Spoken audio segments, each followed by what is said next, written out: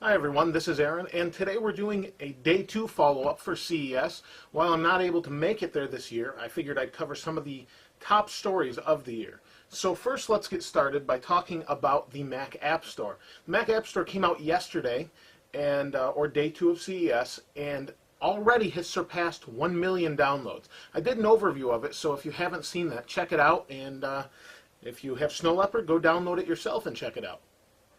One of the bigger stories from yesterday was the Motorola Atrix 4G. This is a new 4-inch display smartphone that has a resolution of 540 by 960 pixels.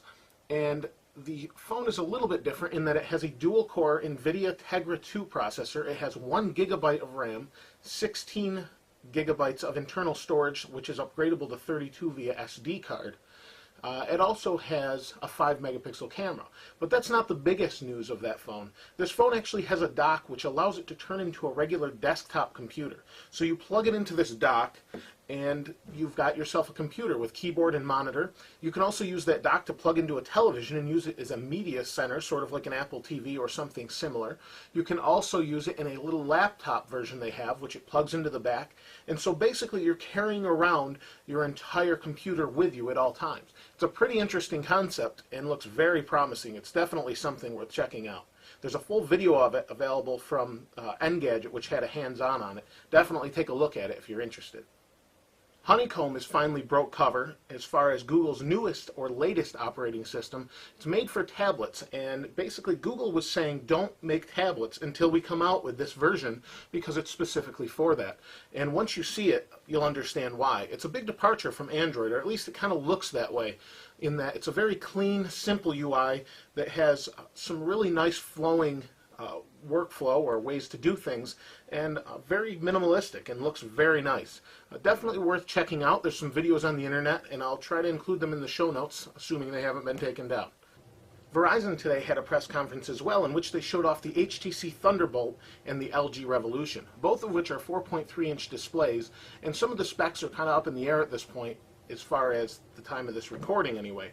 The HTC Thunderbolt has been leaked for some time in the past, and we've seen it around, or at least what we thought were pictures of it. The LG Revolution, however, has a super LCD screen, and on top of that also has a lot of HD recording features with an 8 megapixel camera, a forward-facing camera, and they both come equipped with Android 2.2. Now the other thing that was announced was a new Samsung LTE or 4G smartphone. The specs are kind of up in the air. It doesn't even have an official name at this point, but Samsung showed it off, and so did Verizon. Verizon also showed off 2 new wireless hotspots from Samsung and Novatel, as well as showed off the 4G Samsung Galaxy Tab.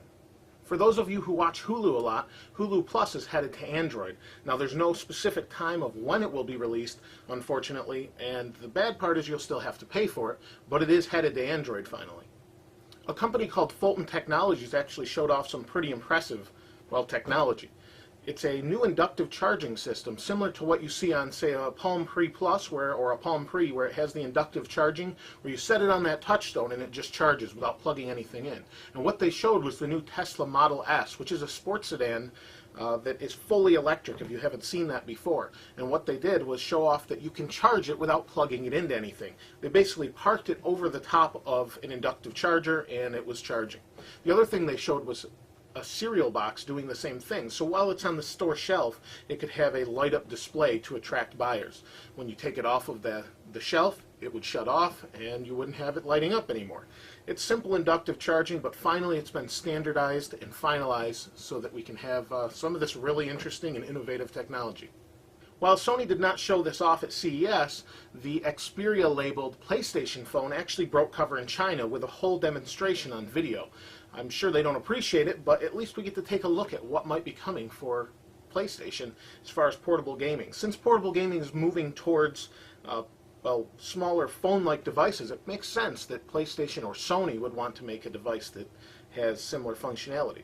So be sure to check that out. As CES continues, we'll try and keep up with coverage.